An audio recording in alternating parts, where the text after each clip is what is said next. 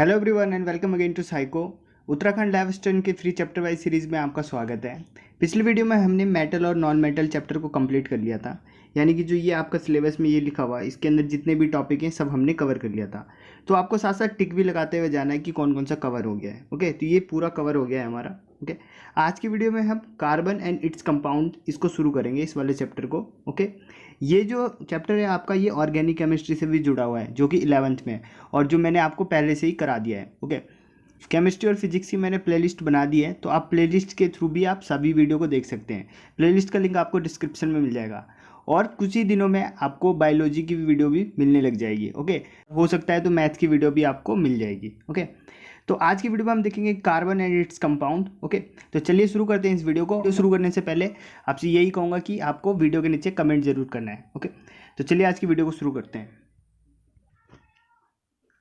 तो class 10th में जो 4th चैप्टर है हमारा कार्बन एंड इट्स कंपाउंड्स, ये आज हम देखेंगे।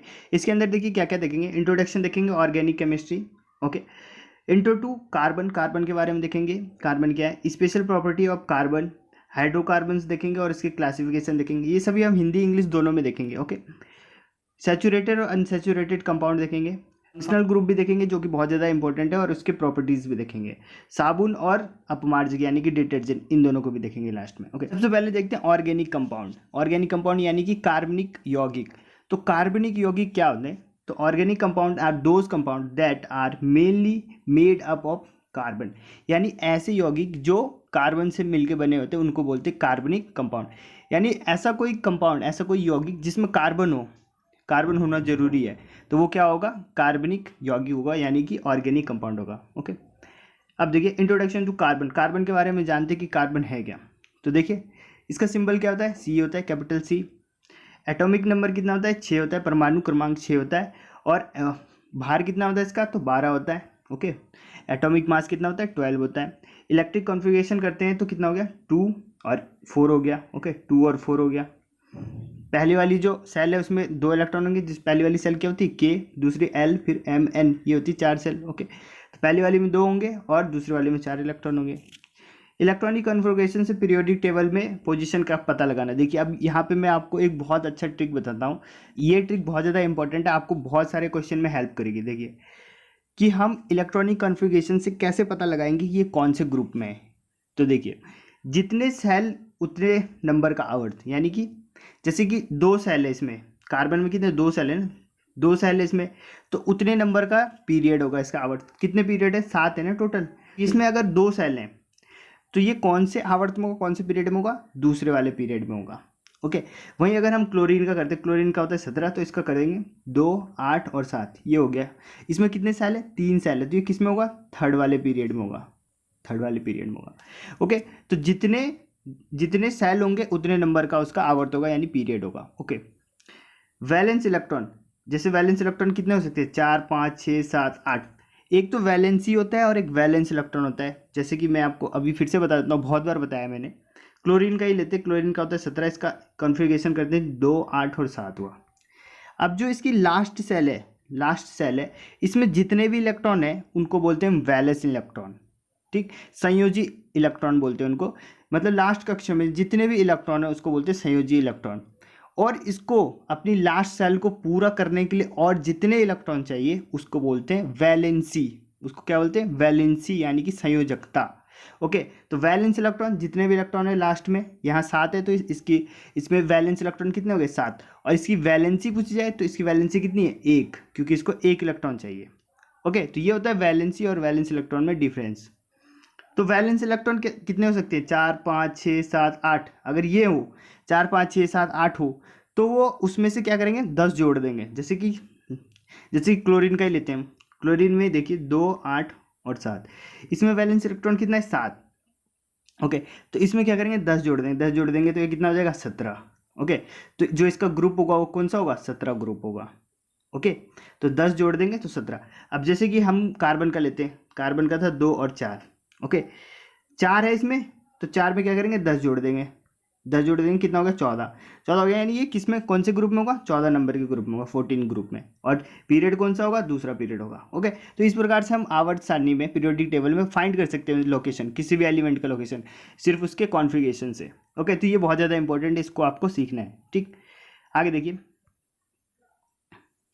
कार्बन के बारे में बात कर रहे हैं कि वैलेंस इलेक्ट्रॉन कितने होते हैं, इसमें 4 होते हैं। वैलेंस इलेक्ट्रॉन 4 ही होंगे। लास्ट कक्षा में कितने इलेक्ट्रॉन है, 4, तो 4 है। और वैलेंसी कितनी होगी, वैलेंसी भी 4 है। ओके, 4 इलेक्ट्रॉन है, इसको चाहिए कितने, 4, तो वैलेंस इलेक्ट्रॉन भी 4 है और वैलेंसी भी 4 है, संयोजकता भी 4 है और संयोजी इलेक्ट्रॉन भी 4 है। ओके, आगे देखिए, सर्वोत्मुखी कार्बन भू प्रपटी में खनिज के रूप में 0.02%। देखिए ये डेटा इंपॉर्टेंट है।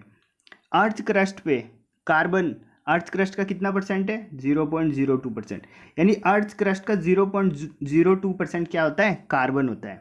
ओके, भू प्रपटी का यानी अर्थ क्रस्ट, जो अर्थ की ऊपर वाली लेयर है, सबसे ऊपर वाली लेयर, उसको बोलते हैं भू प्रपटी या फिर अर्थ क्रस्ट। ओके, उसका 0.02% क्या है, कार्बन है।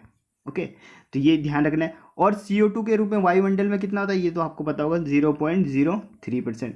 0.03% कहाँ है, हमारे एटमॉस्फेयर में, वायुमंडल में। ओके, तो ये हो गया इसके बारे में। अब आगे देखिए, covalent bond in carbon compound. देखिए, जो कार्बन कंपाउंड है वो कोवैलेंट बॉन्ड बनाते हैं। हमने पीछे देख लिया था। ओके, क्या देखा था, आयोनिक बॉन्ड और कोवैलेंट बॉन्ड देख लिया था। तो जो कार्बन है वो कौन सा बॉन्ड बनाता है, कोवैलेंट बॉन्ड बनाता है, यानी इलेक्ट्रॉन को शेयर करता है। ओके, ऐसा क्यों करता है, क्योंकि हमने देखा कि इसकी संयोजकता कितनी है, 4, तो इसको कोई 4 इलेक्ट्रॉन तो देगा नहीं और ना ही ये अपने 4 इलेक्ट्रॉन देगा, तो ऐसे में क्या करता है, ये शेयर ही कर लेता है। ओके, तो देखिए, कार्बन चतुसंयोजी है। चतुसंयोजी यानी कि 4 इसकी संयोजकता है, तो इसलिए इसको बोलते हैं चतुसंयोजी। संयोजकता 4 है, तो इसमें दिक्कत क्या है, देखिए दिक्कत ये कि ना तो ये दे सकता है 4 इलेक्ट्रॉन और ना ही ये 4 इलेक्ट्रॉन कोई इसको दे सकता है। ठीक है, तो ये लिखा है, कार्बन ना तो 4 इलेक्ट्रॉन खोकर, यानी 4 इलेक्ट्रॉन खो देता तो ये कैसा बन जाता है, ये C4 पॉजिटिव बन जाता है, कैटायन बन जाता है C4 पॉजिटिव। ओके, और ना ही 4 इलेक्ट्रॉन प्राप्त कर सकता है, ना ही इसको 4 इलेक्ट्रॉन कोई देगा जो कि ये C4 नेगेटिव बन जाए, एनाइन बन जाए। ओके, अगर ये ऐसा बनता तब ये आयनिक बॉन्ड बनाता, लेकिन ऐसा होता ही नहीं, कोई इसको ना देता है और ना ही ये अपने 4 इलेक्ट्रॉन देता है। तो 4 अतिरिक्त इलेक्ट्रॉन को धारण करना कार्बन के लिए अत्यंत कठिन है। ओके, 4 इलेक्ट्रॉन इसको धारण करना बहुत ज़्यादा कठिन है। ओके, और 4 इलेक्ट्रॉन खोने के लिए अत्यधिक ऊर्जा चाहिए। ओके, देखिए दिक्कत क्या आ रही है कि 4 इलेक्ट्रॉन धारण भी नहीं कर सकता ये, सिंपली बोले तो इतना ज़्यादा कर्जा लेना इसके लिए बहुत ज़्यादा कठिन है। और 4 इलेक्ट्रॉन खोने के लिए बहुत ज़्यादा क्या चाहिए, ऊर्जा चाहिए, बहुत ज़्यादा एनर्जी चाहिए, तो ये ऐसा भी नहीं कर सकता है। तो अब देखिए क्या करेगा, इसलिए कार्बन अपने अन्य परमाणुओं अथवा अन्य तत्वों के साथ इलेक्ट्रॉन की साझेदारी कर कौन सा बॉन्ड बनाता है, कोवैलेंट बॉन्ड बनाता है, सहसंयोजी आबंध बनाता है। ओके, इसलिए ये बनाता है। ठीक, तो कार्बन का हमें पता चलेगा कि कोवैलेंट क्यों बनाता है, क्योंकि वो 4 इलेक्ट्रॉन ना दे सकता है और ना ही ले सकता है, इसलिए वो अपने ही साथ या 4 कार्बन पकड़ लेगा, वो तो C4 बना लेगा 4 कार्बन के साथ, या फिर कार्बन अन्य जो एलिमेंट है उनके साथ कैसा बॉन्ड बनाएगा, कोवैलेंट बॉन्ड बनाएगा, यानी कि इलेक्ट्रॉन को शेयर करेगा। ओके, इस चैप्टर में हम कार्बन के बारे में ही देखेंगे पूरा। ओके, ऑर्गेनिक केमिस्ट्री से जुड़ा हुआ चैप्टर है पूरा, इसमें हम कार्बन के बारे में पूरा डिटेल में पढ़ेंगे। ओके, देखिए आगे, सहसंयोजी यौगिक के भौतिक गुणधर्म, कोवैलेंट कंपाउंड के भौतिक गुणधर्म। हमने पिछली वीडियो में शायद आयनिक कंपाउंड, हाँ आयनिक कंपाउंड हमने पिछली वीडियो में देख लिया था।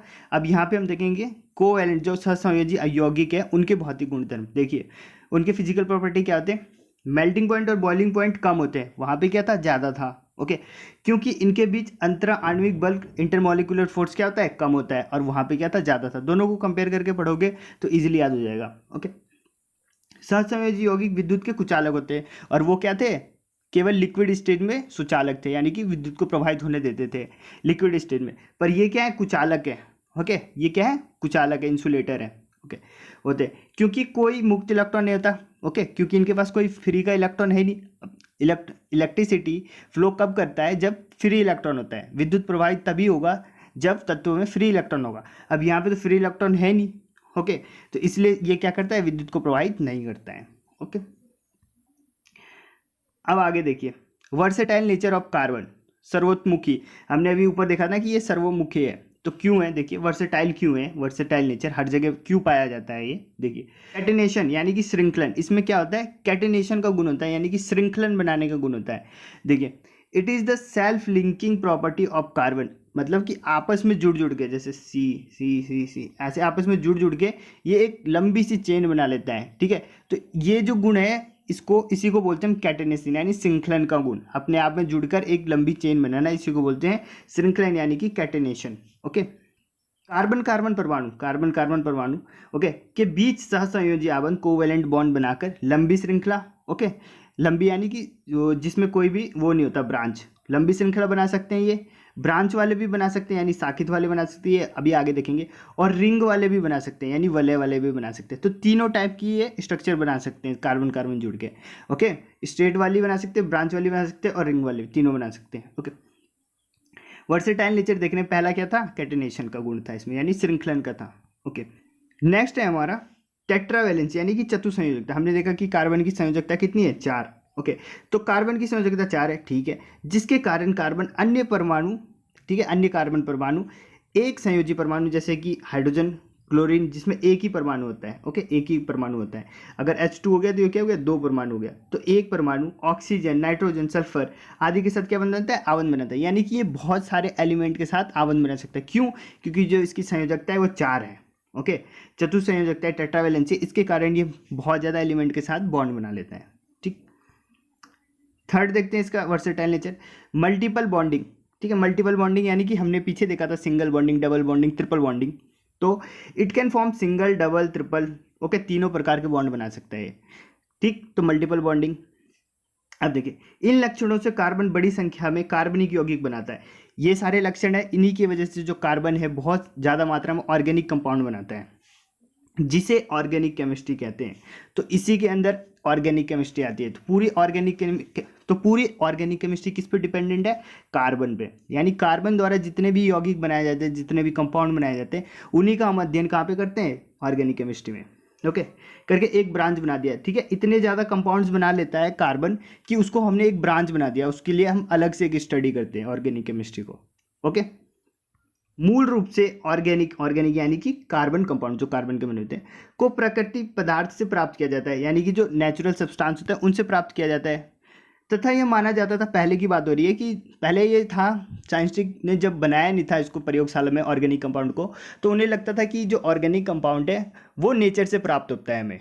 ठीक, लेकिन ये गलत कब हो गया, जब 1828 में फेडरिक वोलर नाम का एक वैज्ञानिक था। उन्होंने क्या किया, अमोनियम साइनाइड से यूरिया बना दिया। क्या किया दिया, अमोनियम साइनाइड से यूरिया बना दिया। और ये जो मिथ थी इनकी कि कार्बन को सिर्फ नेचर से प्राप्त कर सकते, लैब में नहीं बना सकते, इसको तोड़ दिया। ओके, तो सबसे पहले कौन सा ऑर्गेनिक कंपाउंड लैब में बनाया गया था, तो इसका आंसर क्या होगा, यूरिया। ओके, यूरिया को हमने सबसे पहले कहाँ बनाया था, लैब में बनाया था। किसने बनाया था, फेडरिक वोलर ने बनाया था। कब बनाया था, 1828 में बनाया था। ओके, इससे पहले सब क्या मानते थे कि ऑर्गेनिक कंपाउंड सिर्फ नेचर से प्राप्त होता है। जैसे हम लोग इंसान है, ह्यूमन, हम भी क्या है, ऑर्गेनिक है। ठीक है, हमारी बॉडी भी कार्बन से बनी हुई है, प्लांट की बॉडी भी कार्बन से बनी हुई है। ओके, अब आगे देखते हैं हाइड्रोकार्बन्स। ओके, हाइड्रोकार्बन, अच्छा हिंदी मीडियम वालों को यहाँ पे ज़्यादा दिक्कत लेने की जरूरत नहीं, हाइड्रोकार्बन को हाइड्रोकार्बन ही बोलते हैं। ठीक है, जहाँ पे मुझे लगेगा कि इसकी हिंदी बता देनी चाहिए या फिर जहाँ पे हिंदी को इंग्लिश बता देनी चाहिए वहाँ पे मैं बता दूंगा। ओके, तो आपको पूरा कट्टर होके नहीं पढ़ना है कि बिल्कुल हिंदी में चाहिए, बिल्कुल इंग्लिश में चाहिए। ठीक है, आपको भी थोड़ा कॉम्प्रोमाइज़ करना पड़ेगा। ओके, हाइड्रोकार्बन्स क्या होते हैं, hydrocarbons are compound of carbon and hydrogen. Okay, अभी तक हमने देखा कि जो कार्बन के कंपाउंड होते हैं उनको क्या बोलते हैं, ऑर्गेनिक कंपाउंड। अब जो हाइड्रोजन और कार्बन दोनों से मिलके जो बनते हैं उसको बोलते हैं हाइड्रोकार्बन। ठीक है, हाइड्रोजन और कार्बन, इसलिए इसका नाम भी है हाइड्रोकार्बन। ओके, आगे देखिए एंड दे में ऑल्सो कंटेन अदर एटम। ठीक है, मतलब हाइड्रोजन और कार्बन तो होंगे ही और साथ में दूसरे एलिमेंट भी हो सकते हैं, दूसरे एटम भी हो सकते हैं। ठीक, लेकिन हाइड्रोजन और कार्बन जरूर होगा हाइड्रोकार्बन में। ओके, दे आर दो टाइप के होते हैं। कौन सा, एक तो होता है सैचुरेटेड यानी कि संतृप्त, और एक होता है अनसैचुरेटेड यानी कि असंतृप्त। संतृप्त वाले को हम बोलते हैं सिंगल बॉन्ड वाले। जो सिंगल बॉन्ड बनाते हैं सारे के सारे क्या होते हैं, सैचुरेटेड होते हैं यानी कि संतृप्त होते हैं। और अनसैचुरेटेड, इसमें दो टाइप फिर आ जाता है, एक होता है डबल बॉन्ड और एक होता है ट्रिपल बॉन्ड। ओके, फिर से समझिए, हाइड्रोकार्बन यानी कि ऐसे कंपाउंड जो हाइड्रोजन और कार्बन से मिलकर बने होते हैं। ठीक, ये क्या होते हैं, दो टाइप के होते हैं, एक होता है सैचुरेटेड यानी कि संतृप्त और एक होता है अनसैचुरेटेड यानी कि असंतृप्त। संतृप्त वाले यानी सैचुरेटेड वाले कौन से होते हैं, जो सिंगल बॉन्ड बनाते हैं। ओके, असंतृप्त वाले कौन से होते हैं, इसमें दो होते हैं, एक डबल बॉन्ड बनाने वाले और ट्रिपल बॉन्ड बनाने वाले। ओके, अब देखिए आगे हाइड्रोकार्बन्स को देखिए एल्कीन्स और एल्काइंस में डिवाइड करते हैं। ये कुछ नहीं है, एल्केन्स क्या है, देखिए हमने अभी यहाँ ऊपर single bond, double bond, triple bond पढ़ा ना, तो वही है, इनके नाम है। एल्केन्स क्या है, सिंगल बॉन्ड बनाते हैं, सिंगल बॉन्ड, ठीक है। एल्कीन्स क्या है, डबल बॉन्ड बनाते हैं। और एल्काइंस क्या है, ट्रिपल बॉन्ड बनाते हैं, ठीक। एल्केन्स क्या है, सैचुरेटेड है, क्योंकि ये सिंगल बॉन्ड बनाते हैं इसलिए सैचुरेटेड है, ठीक। सफिक्स क्या हो गया इनका, सफिक्स एन हो गया, ठीक है। मतलब कि लास्ट में क्या लगाएंगे, इसका एन लगाएंगे, एन, हर किसी, मीथेन, प्रोपेन, ब्यूटेन, एन लगेगा इसके लास्ट में, ठीक है। ओके, फॉर्मूला क्या होता है, फॉर्मूला होता है इसका CnH2n+2, ठीक। और अगर आपको इसे डिटेल में पढ़ना है तो मैंने वो पढ़ा रखा है ऑलरेडी, आप इसी प्लेलिस्ट में, केमिस्ट्री की प्लेलिस्ट में आपको नीचे ऑर्गेनिक केमिस्ट्री नाम से वीडियो मिल जाएगी, आप उसे देख सकते हैं। 11 से पढ़ाया मैंने, तो आप सोच सकते हैं कितना डिटेल में होगा। ओके, तो देखिए इसमें क्या रखना है, एल्केन्स में क्या याद रखना है आपको, सैचुरेटेड होते हैं ये। सफिक्स क्या होता है इनका, एन होता है। फॉर्मूला क्या होता है, CnH2n+2 होता है, सिंगल बॉन्ड बनाते हैं। फर्स्ट मेंबर कौन सा होता है, मीथेन। देखिए मीथेन का फॉर्मूला क्या होता है, देखिए इस फॉर्मूले में डालेंगे तो पता चल जाएगा। CN की जगह क्या डालना, 1, क्योंकि फर्स्ट मेंबर निकाल रहे हैं, और 2N की जगह फिर 1+2, तो क्या हो गया, CH4 होता है मीथेन, फर्स्ट मेंबर हुआ ये। ओके, नेक्स्ट है हमारा एल्कीन। देखिए एल्कीन का जो सफिक्स होता है वो क्या होता है, ईन होता है। फॉर्मूला क्या होता है, CnH2n होता है। ओके, बॉन्ड कैसा बनाता है, डबल बॉन्ड बनाता है। और जो फर्स्ट मेंबर होता है वो एथीन होता है। अच्छा, एथीन क्यों होता है, मैथीन क्यों होता है, पहले तो मैथ आता है ना, मैथ आता है उसके बाद एथ आता है, यानी कि जो पहला होता है कार्बन 1 वाला होता है तो मैथ होता है, तो मैथ आना चाहिए। एथीन क्यों आया, तो देखिए इसका कारण क्या है। अगर हम इसकी जगह 1 रखेंगे तो देखिए एन की जगह 1 रखते हैं तो ये हो गया CH2 बन गया, ठीक, CH2 बन गया। अब इसमें दिक्कत क्या है, हमें पिछली वीडियो हमने देखा था कि जो हाइड्रोजन है वो तो सिंगल बॉन्ड बनाता है, और कार्बन किसके साथ डबल बॉन्ड बनाएगा। देखिए यहाँ पे डबल बॉन्ड चाहिए ना हमें, एल्कीन क्या होते हैं, डबल बॉन्ड बनाते हैं। तो डबल बॉन्ड कार्बन बनाएगा किसके साथ, कार्बन तो अकेला है, हाइड्रोजन के साथ डबल बॉन्ड बना नहीं सकता, और हाइड्रोजन के साथ डबल बॉन्ड नहीं बना सकता। तो यहाँ पे ये दिक्कत है कि ये डबल बॉन्ड चाहिए हमें और डबल बॉन्ड बनेगा नहीं, तो इसलिए ये वाला जो केस है इम्पॉसिबल है, यानी CH2 करके कुछ नहीं बनता।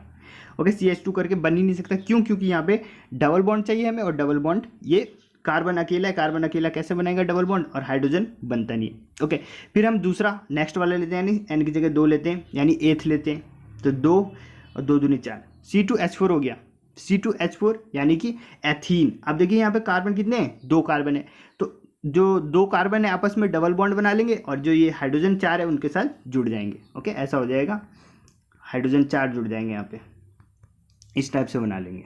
ओके, तो अब बन गया इनमें डबल बॉन्ड, तो ये वाला केस है पॉसिबल, इसलिए जो फर्स्ट मेंबर होता है वो होता है एथीन। ओके, ये समझ में आ गया आपको। अब आता है लास्ट बच गया हमारा एल्काइंस। एल्काइन देखिए इसका सफिक्स होता है आइन, फॉर्मूला क्या होता है, CnH2n-2, बॉन्ड कैसा बनाता है, ट्रिपल बॉन्ड बनाता है। फर्स्ट मेंबर कौन सा हो गया, एथाइन।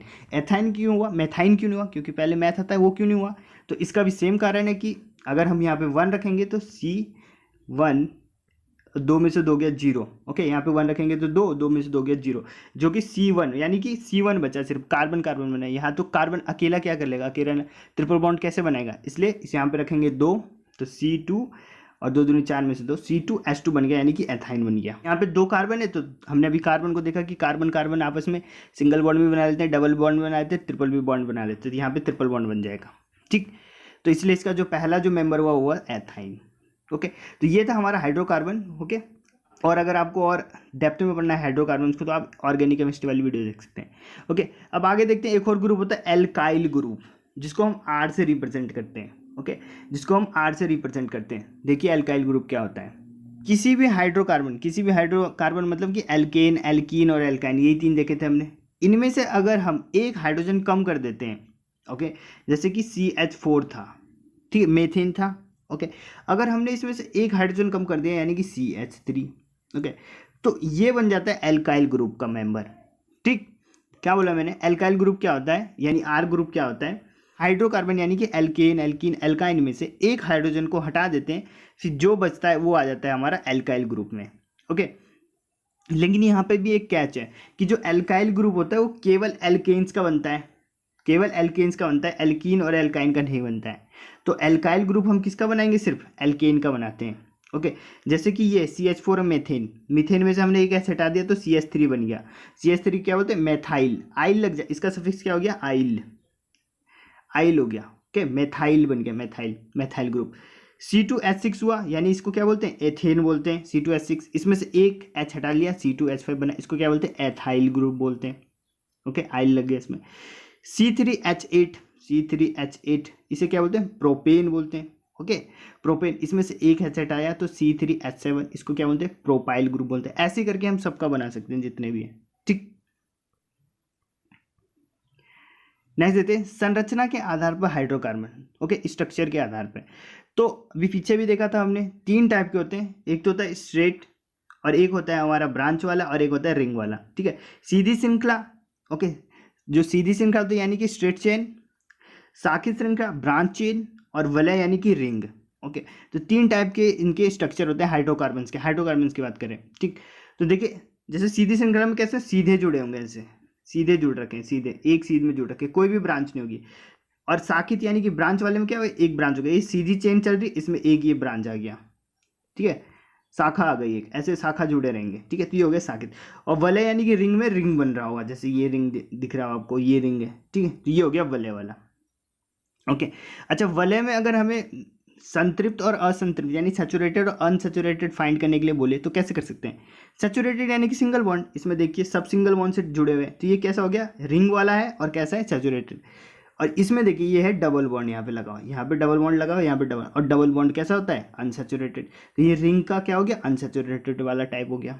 ओके बेंजीन के बारे में देखिए, यानी C6H6 ये होता है बेंजीन। ओके इसको बनाया हमने, तो ये यहाँ पे बनाता हूँ मैं, C C C C C और C, ठीक।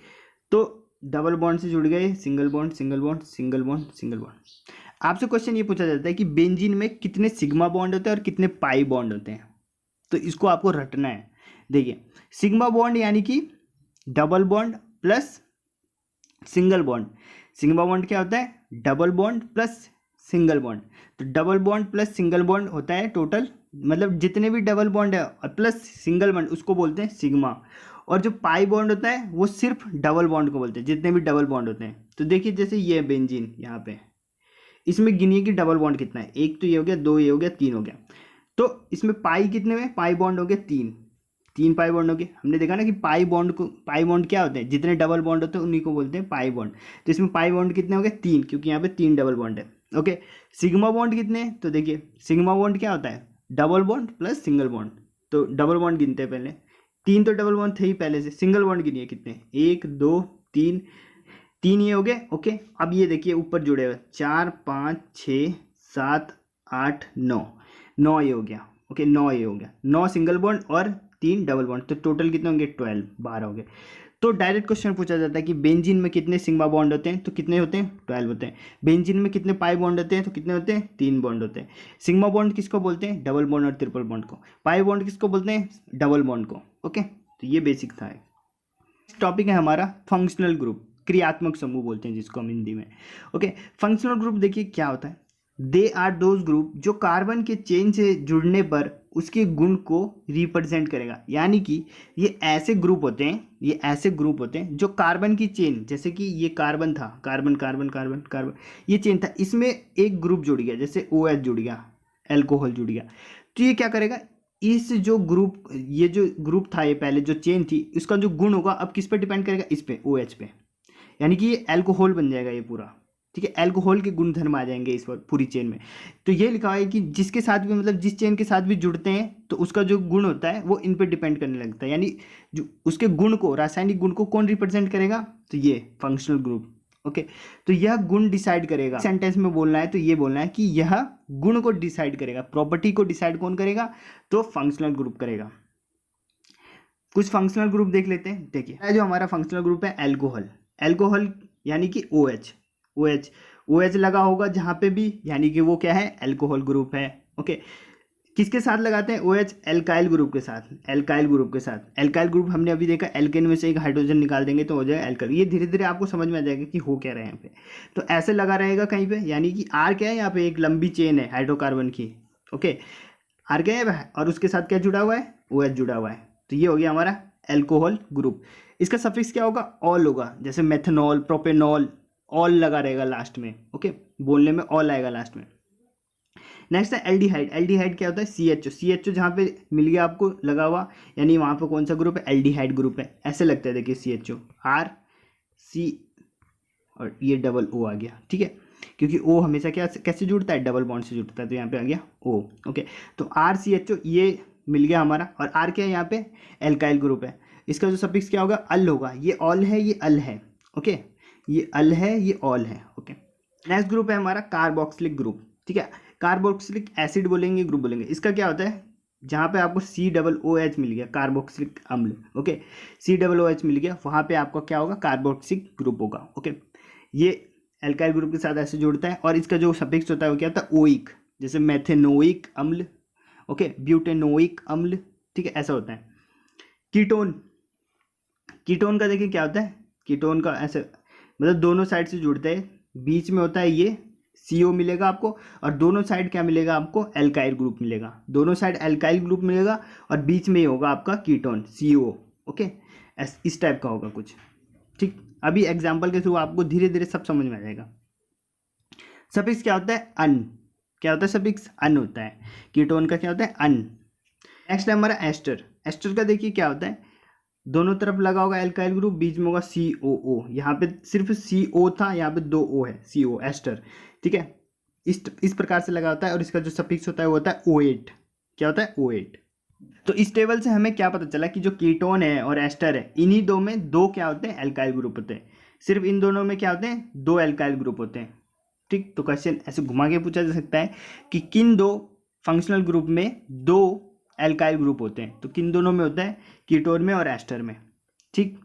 एग्जाम्पल के थ्रू समझते हैं। एथेनॉल का देखते हैं, एथेनॉल शुरू से समझिए, देखिए C2H6, ये क्या हो गया, एल्केन है ना, क्या है, एन लगा है, ठीक है, ये कैसे बना, CnH2n+2 ऐसे बना, यहाँ पे 2 डालेंगे तो ऐसे बन जाएगा, ठीक। तो ये एल्केन ग्रुप था C2H6, इसको क्या प्रोनाउंस करते थे हम, एथेन, एथेन। अब इससे हमें क्या बनाना है, एल्काइल ग्रुप। एल्काइल ग्रुप कैसे बनेगा, एक हाइड्रोजन निकाल देंगे तो C2H5 क्या बन गया, अब एथाइल बन गया, ठीक है, आइल लग गया ना इसमें, एल्काइल ग्रुप बन गया, तो ये बन गया एथाइल, एथाइल बन गया। अब क्या करेंगे, इसमें C2H5 था, इसमें हमने लगा दिया OH, C2H5OH, अब OH लग गया, तो ये हो गया फंक्शनल ग्रुप, और इसका क्या था, सफिक्स अल था, तो ये इसको प्रोनाउंस करेंगे, एथाइल था पहले, अल लग गया, तो ये हो गया एथेनॉल, क्या बन गया ये, एथेनॉल, ओके। शॉर्ट में ऐसे लिख सकते हैं R, ये देखिए ये पूरा R है, एल्काइल ग्रुप है ना ये C2H5, ओके, इसके साथ OH लग गया, तो ये बन गया एथेनॉल, ठीक है, ओके। टॉपिक हमारा बहुत इंपॉर्टेंट टॉपिक है, होमोलोगस सीरीज, यानी कि सजातीय श्रेणी। श्रेणी क्या होता है, यौगिक की वह श्रृंखला जिसमें कार्बन श्रृंखला में स्थित हाइड्रोजन एक ही प्रकार के क्रियात्मक समूह द्वारा प्रतिस्थापित होता है। मतलब जैसे कि एल्कोहल का एग्जाम्पल के थ्रू समझते हैं, एल्कोहल का मैंने एक सीरीज बनाना है, तो देखिए कैसे बनेगा, CH3, ये CH4 था ना पहले, इसमें से एक ऐसे निकाला तो CH3 बन जाएगा, एल्काइल बनाना है तो OH, ठीक है, ये क्या बन गया हमारा, मैथेनॉल बन गया, ठीक है। फिर इसका आगे नेक्स्ट वाला यहाँ पे आ गया C2H5OH, एथेनॉल। फिर आ गया C3H7, देखिए CH3COH, C2H5OH, C3H7OH, ये क्या है, एक सीरीज बन गई, ठीक है। और इसमें क्या है, सब में क्या है दिख रहा है आपको, सब में कॉमन क्या है, OH OH OH OH, यानी कि एक एल्काइल ग्रुप है, एल्काइल ग्रुप है पूरा टोटल, उसमें हमने क्या किया, OH लगा दिया सब में, ठीक है। तो यही लिखा हुआ उसमें कि जितने भी कार्बन, जितने भी हाइड्रोजन होते हैं, एक ही प्रकार के क्रियात्मक समूह द्वारा प्रतिस्थापित होते हैं, एक ही प्रकार के क्रियात्मक समूह है, एक ही प्रकार के फंक्शनल ग्रुप है सब में। तो ये जो ये बनी, ये सीरीज जो बनी, ठीक है, ये सीरीज जो बनी, इसी को हम क्या बोलते हैं, सजातीय श्रेणी या फिर होमोलोगस सीरीज। इसमें समानता क्या होगी, ये पूछा जाता है एग्जाम में, मतलब इसमें क्या है, स्पेशलिटी क्या है इसकी, देखिए। तो सजातीय श्रेणी का उत्तरोत्तर सदस्य में CH2 का अंतर होता है, ठीक, देखिए इससे यहाँ पे जाएंगे तो कितने का अंतर दिख रहा है, हमें घटा के देखते हैं, यहाँ पे C कितना है, 1, यहाँ पे C कितना है, 2, तो 1 तो C ज़्यादा आ गया यहाँ पे H कितना है, 3, यहाँ पे H कितना है, 5, तो यहाँ पे 2 ज़्यादा H है, OH तो है ही सेम, यानी CH2 का अंतर है यहाँ पे भी निकालेंगे तो यहाँ पे भी CH2 का आएगा, यहाँ पे निकालेंगे तो यहाँ पे भी CH2 का आएगा, आगे निकालेंगे तो CH2 का, यानी कि जो नेक्स्ट वाला जो मेंबर है और जो पहले वाला मेंबर है, इन दोनों में कितने का डिफरेंस होता है? तो CH2 का। अब अगर एग्जामिनर बहुत तेज हुआ, ठीक है, उसकी बुद्धि बहुत तेज चल रही है, तो आपसे ये CH2 वाला नहीं पूछेगा, आपसे वो घुमा के पूछेगा कि द्रव्यमान में, मास में कितना अंतर होता है। तो आपको कुछ नहीं करना है। देखिए कार्बन का कितना होता है? 12 होता है, और एक हाइड्रोजन का कितना है? 1 होता है। एक हाइड्रोजन का 1 होता है मास, तो यहाँ पे 2 हाइड्रोजन यानी 2, तो कितना हो गया मास का अंतर? 14 यूनिट का डिफरेंस होता है। ओके, तो मास में अगर पूछा है तो 14 यूनिट, और अगर चेन में पूछे तो कितना होता है? CH2 का होता है, CH2 का। ओके, मास में पूछे तो 14 यूनिट का। ठीक, ये तो पहला हो गया। अब जो नेक्स्ट देखिए, नेक्स्ट बहुत ज़्यादा इंपॉर्टेंट है। ठीक है, यहाँ पे क्या लिखा हुआ मैं आपको एक ही वर्ड में बता देता हूँ। देखिए क्या है, जो होमोलोगस सीरीज है, सजातीय श्रेणी है, इसमें जितने भी मेंबर होंगे मतलब जैसे कि अल्कोहल का देखा था हमने, सारे जितने भी मेंबर हैं सब के केमिकल प्रॉपर्टी सेम होंगे। क्या बोला मैंने? केमिकल प्रॉपर्टी क्या होंगे? सेम होंगे, लेकिन जो फिजिकल प्रॉपर्टी यानी भौतिक गुणधर्म है वो अलग अलग हो, उसमें भिन्नता आएगी। ठीक, फिर से बता रहा हूँ मैं, होमोलोगस सीरीज में जितने भी मेंबर है सबके केमिकल प्रॉपर्टी यानी कि रासायनिक गुणधर्म समान होते हैं, लेकिन भौतिक गुणधर्म भिन्न होते हैं। ऐसा क्यों होता है? ऐसा इसलिए होता है कि देखिए फंक्शनल ग्रुप तो एक ही लग रहा है सब में, फंक्शनल ग्रुप जैसे OH लग रखा था सब में, तो OH लग रहा है यानी कि गुण तो यही डिसाइड करता है। ये भी हमने देखा कि फंक्शनल ग्रुप ही गुण डिसाइड करेगा, तो सब में तो फंक्शनल ग्रुप OH ही है, तो यानी कि सबके रासायनिक गुणधर्म क्या होंगे? सेम ही होंगे। पर हमने एक चीज़ देखा कि जो इनका द्रव्यमान बढ़ता जा रहा है, नेक्स्ट वाले में 14 बढ़ जा रहा है, उसके बाद 14 बढ़ जा रहा है, उसके बाद 14, तो द्रव्यमान के बढ़ने से क्या हो रहा है? उनका जो मेल्टिंग पॉइंट है और बॉइलिंग पॉइंट, ये किस पे डिपेंड करता है? इसी पे तो करता है, मास पे। तो इसी की वजह से द्रव्यमान बढ़ने से क्या होगा? उनके मेल्टिंग पॉइंट यानी गलनांक और क्वथनांक में वृद्धि होती रहती है। अब गलनांक और क्वथनांक क्या है? ये एक भौतिक गुणधर्म है, तो इसलिए इनके भौतिक गुणधर्म में परिवर्तन होता रहता है। ठीक है, तो आपको ये बस इतना याद रखना है कि जो होमोलोगस सीरीज सजातीय श्रेणी है, इसमें जितने भी मेंबर होते हैं सबके रासायनिक गुणधर्म तो सेम होते हैं, लेकिन भौतिक गुणधर्म क्या होते हैं? भिन्न होते हैं। ठीक, तो ये हो गया हमारा homologous series. Okay, next carbon यौगिक के नाम बताएं यानी nomenclature of carbon compound. Okay, तो ये पीछे देख लिया हमने। ठीक है, जैसे कि अल्कोहल में ऑल लगा होता है, प्रोपेनॉल हो गया ये। ठीक है, तो ये पीछे देख लिया हमने, इसमें कुछ नहीं, सेम है। नॉमेनक्लेचर यानी कि उसका नाम कैसे रखेंगे, तो हमने देख लिया। पहले मेथेन से क्या बनाएंगे? एल्काइल ग्रुप के बाद उसमें जोन सा फंक्शनल ग्रुप लगा होगा उसका हम सफिक्स उठाएंगे। जैसे अल्कोहल लगा तो अल्कोहल का क्या होता है? ऑल होता है, तो प्रोपेन में लगा देंगे ऑल, तो ये हो जाएगा प्रोपेनॉल। ओके, इस प्रकार से इसका नाम रखा जाता है, नॉमेनक्लेचर। ठीक, तो इस वीडियो को यहीं पे ख़त्म करते हैं, बहुत लेंदी हो गया है वीडियो, और नेक्स्ट के जो टॉपिक्स हैं वो नेक्स्ट वीडियो में देखेंगे, यानी कि कल देखेंगे। ठीक, तो कमेंट के माध्यम से आप जरूर बताएं कि वीडियो आपको कैसी लगी, और अगर आपने इस वीडियो से कुछ सीखा है तो इस वीडियो को लाइक करें। मिलते हैं नेक्स्ट वीडियो में। जय हिंद।